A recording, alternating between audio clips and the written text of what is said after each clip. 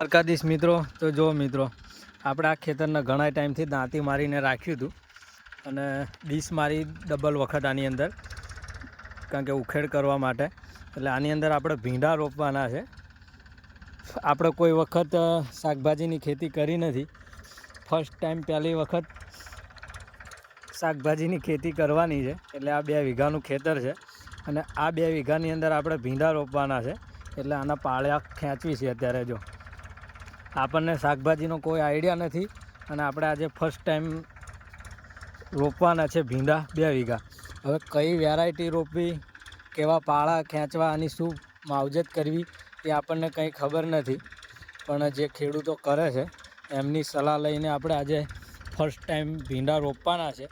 અને આપણા વિડીયોના માધ્યમથી જે ખેડૂતો જોતા હોય અને કરતા હોય, ભીંડાનો જેનો અનુભવ હોય એ આપણને કોમેન્ટમાં નંબર મોકલજો, તો આપણે એમની પણ સલાહ લેશું.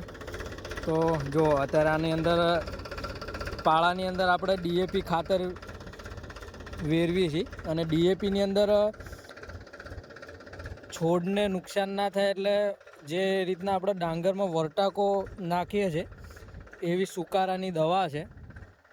જે દવા DAP આરે મિક્સ કરીને પાળિયાની વચ્ચે જ આપણે ખેંચીએ છીએ, કારણ કે આપણે પાળામાં ઝીગઝેગ ટાઈપ ભીંડા રોપવાના છે.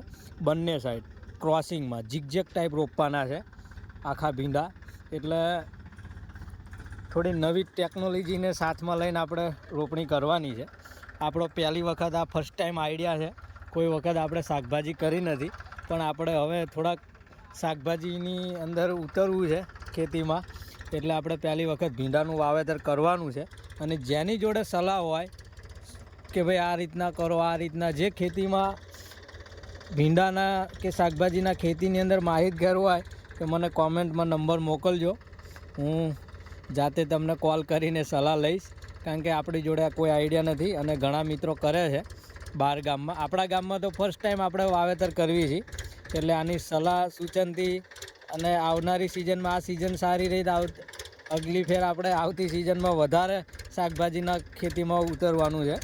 કારણ કે ડાંગર ઘઉંની ખેતી તો આપણે બહુ કરી અને હવે આપણે થોડુંક શાકભાજીની ખેતી કરવાની આપણને થોડી પેલી છે ઉમંગ, એટલે આપણે શાકભાજી કરવાનું છે. જો